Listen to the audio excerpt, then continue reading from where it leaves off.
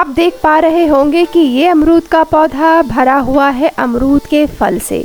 छोटे बड़े सभी प्रकार के लगे हुए हैं, कुछ पक गए हैं और कुछ अभी रेडी हो रहे हैं।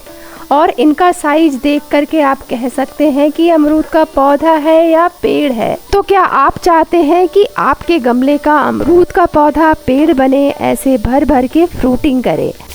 अपने अमरूद के पौधे को दिखाना चाहूँगी कि ये किस तरह से इसमें हैवी फ्रूटिंग हो रही है, और साथ ही शेयर करूँगी पूरी केयर टिप्स कि किस तरह से मुझे ये ऐसे रिज़ल्ट मिला है और क्या क्या स्टेप मैंने अपनाया है और सिंपल केयर किया है, जो कि कोई भी कर सकता है, आप भी कर सकते हैं।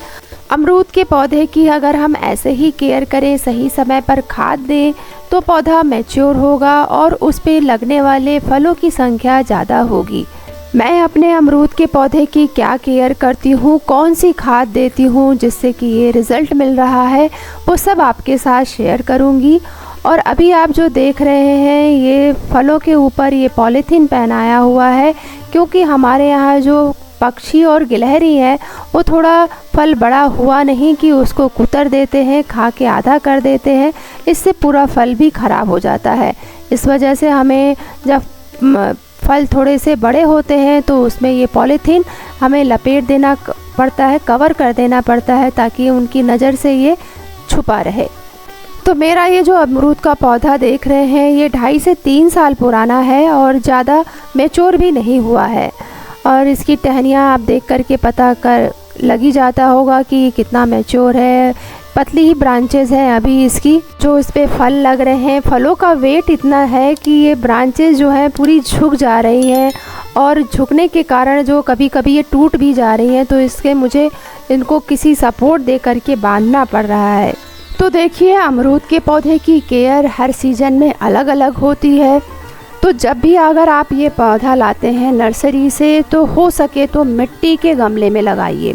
मिट्टी के गमले नहीं हैं तो आप सीमेंट के गमले को चूज़ कर सकते हैं, बट अवॉइड कीजिए प्लास्टिक के गमले में लगाने से, क्योंकि नर्सरी से लाया हुआ पौधा जो है छोटा होता है, उसे अभी टेम्परेचर एडजस्ट करने की उतनी आदत नहीं होती है। और मिट्टी के गमले क्या होते हैं, वो टेम्परेचर को एडजस्ट कर लेते हैं। अगर बाहर टेम्परेचर ज़्यादा है तो वो अपनी ठंडक से, मिट्टी की ठंडक से वो जड़ें ख़राब नहीं होती हैं नर्सरी से लाए पौधे की। दूसरी बात, जब आप नर्सरी से पौधा लाते हैं तो लाने के साथ उसको बड़े गमले में ना लगाएं, उसको कुछ दिनों के लिए वैसे ही नर्सरी के पॉली बैग में रहने दें, हफ्ते भर के लिए। जब वो आपके गार्डन के एनवायरनमेंट से एडजस्ट हो जाए, तब उसको आप गमले में शिफ्ट करें। और पहले छोटे गमले में, फिर उसकी ग्रोथ जैसे हो रही है उस हिसाब से गमले का साइज़ जो है आप बड़ा करते जाएं। मैंने इस पौधे को शुरुआती दिनों में, जब ये छोटा था, तो कोई ज़्यादा खाद वगैरह नहीं दिया था। महीने में एक बार मैं सड़ी हुई गोबर की खाद मिट्टी की अच्छी गुड़ाई करके दे देती थी। और लेकिन जैसे जैसे ये पौधा ग्रो होता है, स्ट्रॉन्ग बनाने के लिए, इसकी जड़ों को, इसकी ब्रांचेस को स्ट्रॉन्ग बनाने के लिए हमें कैल्शियम की डिफिशियंसी पूरी करनी होती है। इस समय आप इसको रॉक फॉस्फेट, या मैं इसमें जो छाछ होता है, दही का मट्ठा बनाते हैं, उस छाछ को मैं महीने में 1-2 बार ज़रूर दे देती थी, जिससे कि इसमें कैल्शियम की डिफिशियंसी नहीं होती थी। और सर्दियों के मौसम में इसमें मैं सरसों खली की खाद ज़रूर देती थी। सरसों खली को फुला करके उसकी खाद बनाती थी, उसमें नीम खली और भी बाकी बोन मील वगैरह मिला करके आप इसमें दे सकते हैं। आप चाहे तो इसमें सीवीड फर्टिलाइज़र दे सकते हैं, जो कि अन्य माइक्रो न्यूट्रिएंट्स जैसे मैग्नीशियम, कैल्शियम, आयरन, ये सब की कमी भी पूरा करता है। तो ये सीमित एरिया में हमारे पौधे होते हैं, पॉट में लगाए हुए, गमले में लगाए हुए, इसलिए हमें समय समय पर इन पे खाद पानी ज़रूर देना होता है। और इसी प्लांट से मैंने, ये जो आप प्लांट देख रहे हैं, इसी की एयर लेयरिंग की थी मैंने। और ये पौधा भी मैं किसी के यहाँ से एयर लेयरिंग से ही तैयार किया था। तो अभी मैंने इससे एक और पौधा तैयार किया है, को लगा दिया है। पहले मैंने इसमें सीमेंट के छोटे गमले में लगाया था, फिर उसके बाद जब जैसे जैसे ये ग्रो किया, तो मैंने इस बरसात में इसको इसमें शिफ्ट कर दिया। ये बरसात का सीज़न बहुत अच्छा रहता है हमें अपने नए पौधे को शिफ्ट करने के लिए, नए पौधे लगाने के लिए। अभी देखिए, इसमें शिफ्ट करने के बाद नए नए फुटाव आ रहे हैं, इसने अच्छी ग्रोथ पकड़ लेगा ये। और ये तैयार कर रही हूँ मैं विंटर सीज़न में इससे हार्वेस्टिंग लेने के लिए। साल में ये 2 बार फ्रूटिंग करता है और अभी की फ्रूटिंग आप देख रहे हैं कितने साइज इसका बड़ा है। और इससे भी पहले मैंने 4-5 अमरूद तोड़ लिए हैं और टोटल मिला के इस पे करीब 25 से 30 अमरूद लगे थे। और मैं जब क्या एक साथ नहीं तोड़ती हूँ, धीरे धीरे जब ये पक जाते हैं तब ये तोड़ती हूँ।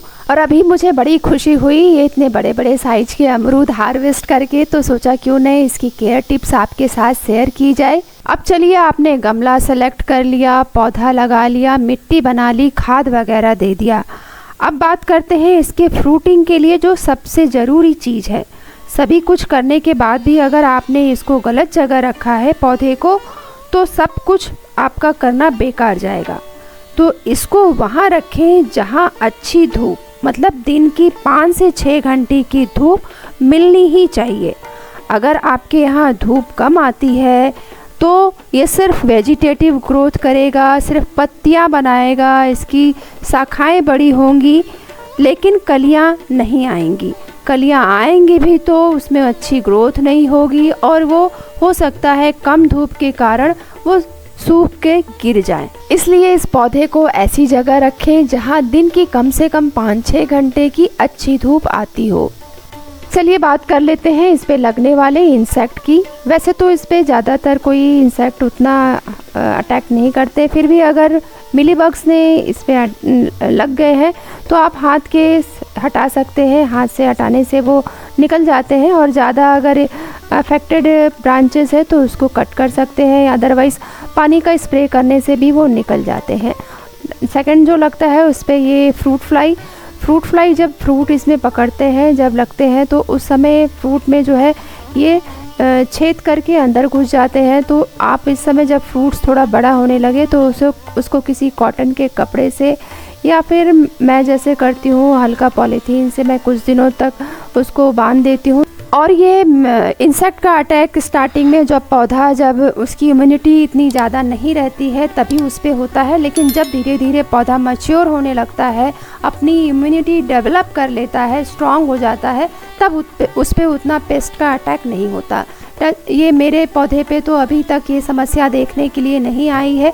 पत्ते हेल्दी है और कुछ पत्तों का तो नेचर होता है, जब टाइम टू टाइम नेचर के हिसाब से वो उनकी एज हो जाती है और वो थोड़े सूख के गिर जाते हैं। तो दोस्तों, मैं जो काम अपने पौधे पे करती हूँ क्लियरली आपके साथ वही शेयर किया है जो मैंने रिजल्ट पाया है, और आगे भी आपके साथ इसकी अपडेट शेयर करते रहूँगी। आई होप ये जानकारी आपको ज़रा भी अच्छी लगे या काम की हो तो वीडियो को एक लाइक शेयर ज़रूर कीजिएगा, और जो चैनल पे नए आए हैं वो चैनल को सब्सक्राइब करना बिल्कुल ना भूलें। मिलते हैं फिर नई किसी जानकारी नई वीडियो में, तब तक के लिए बागवानी करते रहिए और खुश रहिए।